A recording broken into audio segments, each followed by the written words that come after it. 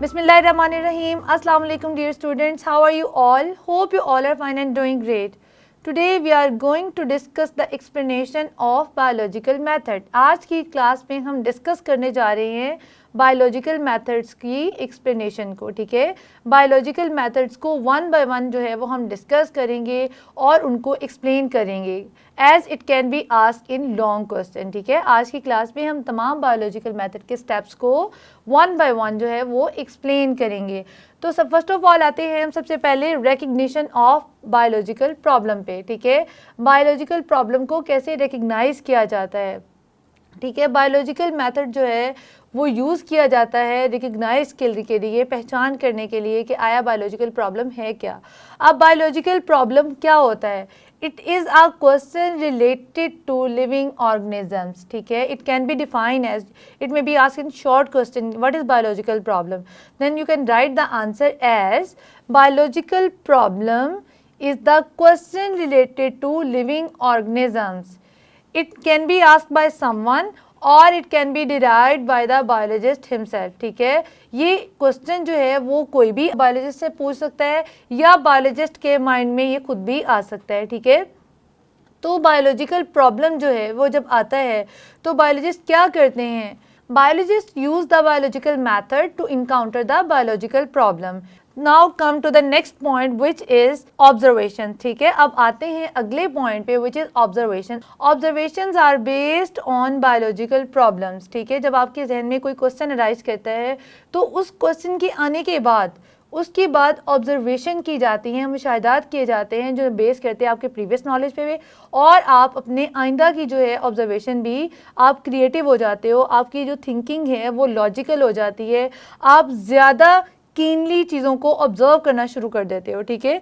तो आप ऑब्जर्व करते हो, अपने 5 सेंसेस को यूज़ करते हो which is smell, taste, touch, hearing and vision. So these are the 5 senses that can be used to make the observations, ठीक है। आप इन सारी अपनी जो है वो सेंसेस को यूज़ करते हो, आप देखते हो, सुनते हो, आप चखते हो किसी चीज़ को या टच करते हो, तो आप क्या करते हो? ऐसा सारा करने से आप ऑब्जर्व करते हो कि आया कि ये जो प्रॉब्लम है किस तरह से सॉल्व हो सकता है, इसके बारे में डाटा कलेक्ट करते हो, ठीक है। अब ये जो आपकी ऑब्जर्वेशंस होती हैं ये 2 टाइप्स की होती हैं, ठीक है। Now comes to the types of observation. जो आपकी ऑब्जर्वेशंस होती हैं वो 2 टाइप्स की होती हैं. The first one is quantitative observation and the second one is qualitative observation. अब ये जो क्वालिटेटिव और क्वांटिटेटिव ऑब्जर्वेशन है इनका आपस में क्या डिफरेंस है? आपको ये शॉर्ट क्वेश्चन में पूछा जा सकता है what is the difference between quantitative observation and qualitative observation. अब ये जो क्वांटिटेटिव ऑब्जर्वेशंस होती हैं ये इनवेरिएबल होती हैं, मतलब ये चेंज नहीं होती, ठीक है। इनवेरिएबल, मेजरेबल, आप इनको मेजर भी कर सकते हैं. Measurable and can be record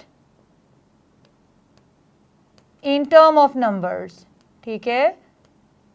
आप इनको नंबर्स की फॉर्म में रिकॉर्ड कर सकते हैं, ठीक है। क्वांटिटेटिव ऑब्जर्वेशन ऐसी ऑब्जर्वेशंस होती हैं जो इनवेरिएबल होती हैं, चेंज नहीं होती, ठीक है।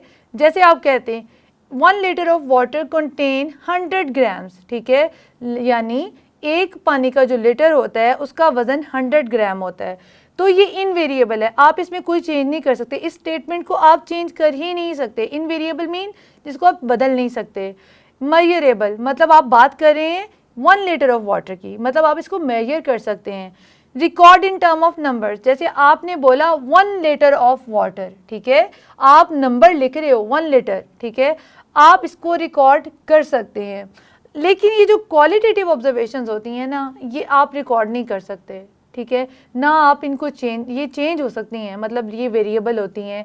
It is variable, non measurable, आप इसको मेजर नहीं कर सकते, and it can not be recorded in term of number, ठीक है. अब इन दोनों का एक तो ये मेजर डिफरेंस हो गया. ये क्या होती हैं? ये वेरिएबल होती हैं, मतलब ये चेंज आ सकते हैं इनमें.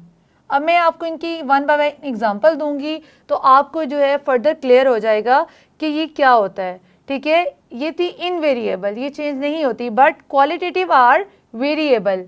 and these are measurable and these are non-measurable and they cannot be recorded in term of number. अब आपको इसकी मैं एक एग्जाम्पल दूंगी, तो आपने इस एग्जाम्पल को अच्छे तरीके से समझना है. आप एग्जाम्पल समझोगे तो इन दोनों का ये जो मैंने सारा कॉन्सेप्ट समझाया आपके जहन में क्लियर हो जाएगा. जैसे मैं कहती हूँ the freezing point of water is 0 degree centigrade. ठीक है, मैंने फ्रीजिंग पॉइंट क्या बताया, 0 degree Celsius, and the boiling point of water is 100 degree Celsius. अब आपको मैंने टर्म्स बता दिए कि फ्रीजिंग पॉइंट इतना है, बॉइलिंग पॉइंट इतना है. ये क्वांटिटेटिव ऑब्जर्वेशन है जिसमें मैं नंबर बता रही हूँ. आप इसको मेजर कर सकते हो. लाइक आपने फ्रीजिंग पॉइंट चेक करना है, आप इसको मेजर करके बता दो कि 0 डिग्री सेल्सियस है. आपने पानी का बॉइलिंग पॉइंट चेक करना है, आप वाटर को बॉयल करोगे, लैब में उसका टेम्परेचर रिकॉर्ड करोगे, आपको समझ आ जाएगा boiling point is 100 degree Celsius. But अब वाटर की जो क्वालिटेटिव एक्सप्लेनेशन है, तो मैं सिर्फ एक बात कहूँगी, मैं कहूँगी the freezing point of water is lower than the boiling point of water. ठीक है, मैं सिर्फ एक स्टेटमेंट दे रही हूँ, मैंने ना बताया कितना है, ना मैंने उस, ये चेंज भी हो सकता है. ठीक है, लाइक आप वाटर का थोड़ा सा टेम्परेचर हाई या लो भी कर सकते हो. तो मैंने कोई एक्सप्लेनेशन नहीं दी, कोई एक क्वांटिटी नहीं बताई, मैंने जस्ट एक स्टेटमेंट दी है कि जो freezing point of water is lower than the boiling point of water. ठीक है, ये जो थी ये क्वांटिटेटिव एक्सप्लेनेशन है, और जो मैंने कहा the freezing point of water is lower than the boiling point, वो क्वालिटेटिव जो है वो मतलब उसकी क्वालिटी को आप एक्सप्लेन कर रहे हो. ठीक है, जैसे मैं आपको एक सादा सी और एग्जांपल देती हूँ. आप एक शॉप पे जाओ, आप एक कोल्ड ड्रिंक बाय करते हो. ठीक है, आप कहते हो कि I need a litre of bottle. ठीक है, आप 1 लीटर किसी भी कोल्ड ड्रिंक का ले लेते हो. ठीक है, आपने जब 1 लीटर लिया तो आपने उसकी क्वांटिटी बताई कि मुझे 1 लीटर चाहिए. ठीक है, अगर आपको 2 लीटर्स चाहिए तो आप क्वांटिटी बताओगे मुझे I need 2 litres of bottle. ठीक है, बट अगर आप बताओगे कि मुझे कोल्ड या हॉट ड्रिंक चाहिए तो ये उसकी क्वालिटी होगी, ये क्वांटिटी नहीं होगी. ठीक है, इससे आपका कॉन्सेप्ट जो है वो मज़ीद क्लियर हो जाएगा. जब आप उस बॉटल के बारे में बताओगे कि आपको कोल्ड या हॉट चाहिए तो वो उसकी क्वालिटी होगी. जब आप बताओगे उसका नंबर तो वो उसकी क्वांटिटी होगी. अब आपकी बुक में वन मोर एग्जांपल है, जैसे कि मैं बताया कि 1 litre of water weight 1000 gram होता है, but 1 litre of ethanol weight 789 gram. ठीक है, अब इनमें बताया हुआ है, वज़न भी बताया हुआ है कि 1 लीटर जो पानी का है उसका वज़न 1000 ग्राम होता है, और जो 1 लीटर होता है एथेनॉल का उसका जो वेट होता है वो होता है 789 ग्राम. मतलब आपको एग्जैक्ट क्वांटिटीज़ बता दी हैं, आप इसको चेंज नहीं कर सकते. This is quantitative observation. But अब हम बात करेंगे 1 litre of water veg more than 1 litre of ethanol, कि 1 लीटर पानी का वज़न एथेनॉल के 1 लीटर से ज़्यादा है. तो ये इसकी क्वालिटेटिव ऑब्जर्वेशन है.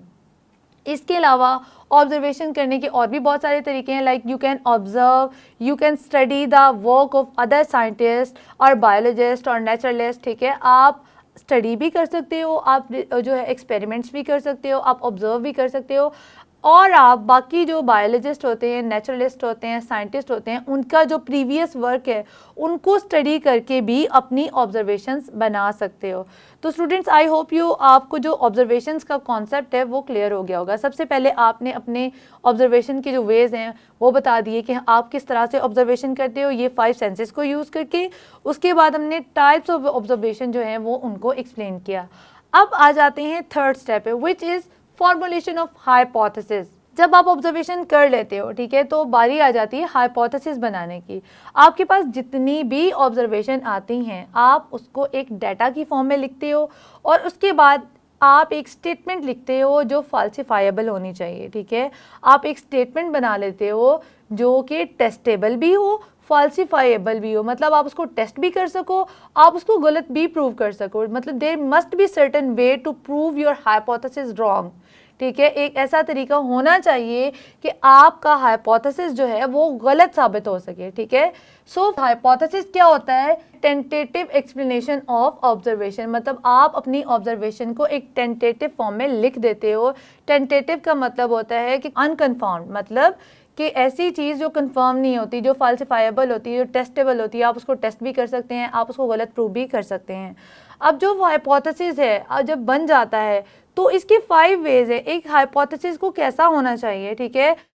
ये आपके शॉर्ट क्वेश्चन में पूछा जा सकता है कि एक हाइपोथेसिस जो है वो किस तरह का होना चाहिए।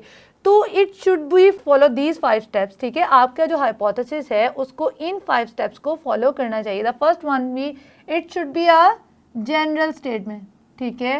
It should be tentative explanation. It should agree with all possible observation, ठीक है। It should be as simple as possible. It should be testable and falsifiable. A hypothesis must follow these 5 steps, ठीक है। एक hypothesis जो होता है उसको क्या होना चाहिए, उसको एक जनरल स्टेटमेंट होनी चाहिए, एक आम सी स्टेटमेंट होनी चाहिए, एक सादा सी स्टेटमेंट होनी चाहिए, ठीक है। और एक टेंटेटिव एक्सप्लेनेशन होनी चाहिए, मतलब वो सही भी हो सकता है, अनकन्फर्म्ड होता है, वो गलत भी हो सकता है। इसको अग्री करना चाहिए ऑल पॉसिबल ऑब्जर्वेशंस के साथ, कि जितनी भी पॉसिबल ऑब्जर्वेशन है, जो हाइपोथेसिस है, वो उन सारों को जो है वो अग्री करता हो। और it should be testable and falsifiable, कि इसको आप टेस्ट भी कर सकते हो और आप इसको गलत भी साबित कर सकते हो, ठीक है। तो ये सारी की सारी जो थी ये हाइपोथेसिस बनाने के वेज थे और उनको जो है वो इन सारे स्टेप्स को फॉलो करना चाहिए। तो स्टूडेंट्स, उम्मीद करती हूँ आज का लेसन आपको समझ आया होगा। मज़ीद अंडरस्टैंडिंग के लिए अपनी बुक से हेल्प लीजिए, रीडिंग कीजिए, मज़ीद इसको स्टडी कीजिए, मेमोराइज कीजिए, because it's very important regarding long questions, ठीक है। ये आपको लॉन्ग क्वेश्चंस में पूछा जा सकता है। तो मिलते हैं अपनी नेक्स्ट क्लास में एक नए लेसन के साथ, तब तक के लिए अल्लाह हाफ़िज़।